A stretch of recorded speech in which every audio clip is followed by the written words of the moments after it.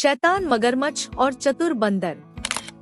प्यारे दोस्तों, आज हम लाए हैं आपके लिए बहुत ही लोकप्रिय कहानी जिसका नाम है शैतान मगरमच्छ और चतुर बंदर।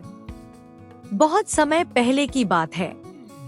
एक घने जंगल के बीच में एक बड़ा और गहरा तालाब था।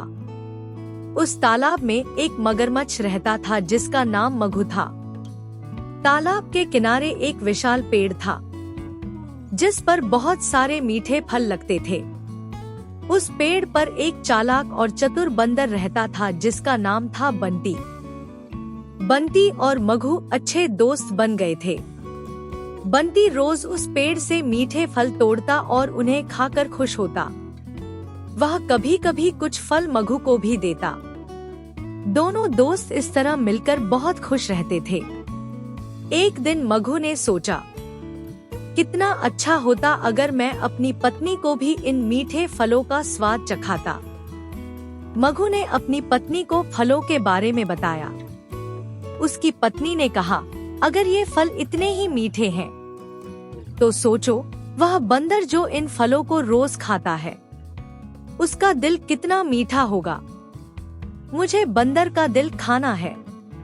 मगू ने सोचा, बंटी मेरा दोस्त है, लेकिन मैं अपनी पत्नी की इच्छा को नकार नहीं सकता। अगले दिन मगू ने बंटी से कहा, दोस्त, मेरी पत्नी तुम्हें अपने घर बुलाना चाहती है, तुम आओगे ना? बंटी ने खुशी खुशी मगू का निमंत्रण स्वीकार कर लिया। मगू ने बंटी को अपनी पीठ पर बैठाया और तालाब पार करने लगे। जैसे ही वे तालाब के बीच पहुँचे, मगू ने कहा, दोस्त, मुझे तुम्हें यह बताना होगा कि मेरी पत्नी तुम्हारा दिल खाना चाहती है। यह सुनकर बंटी चौंक गया, लेकिन वह बहुत चतुर था। उसने तुरंत एक योजना बनाई। उसने मगू से कहा, अरे मगू, तुमने पहले क्यों नहीं बताया? मैंने अपना दिल पेड़ पर ही छोड़ दिया है। मुझे वापस ले चलो। मैं अपना दिल ले आऊंगा और फिर मेरा दिल हम तुम्हारी पत्नी को दे देंगे। मगू को बंटी की बात पर विश्वास हो गया और वह वापस पेड़ की ओर लौट गया।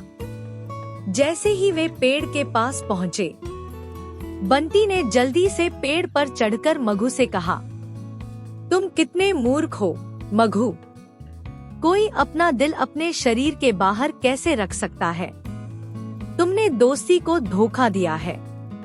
अब जाओ और अपनी पत्नी को बताओ कि तुम्हें मेरा दिल नहीं मिल सका। मगू को अपनी गलती का एहसास हुआ और उसने बंटी से माफी मांगी। बंटी ने मगू को माफ कर दिया, लेकिन उसने यह भी कहा कि अब वह उस पर कभी विश्वास नहीं करेगा।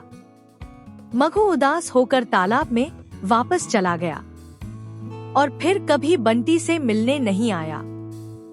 बंटी और मगू की इस कहानी से हमें यह सीखने को मिलता है कि बुद्धिमानी और चतुराई से किसी भी मुश्किल परिस्थिति का सामना किया जा सकता है।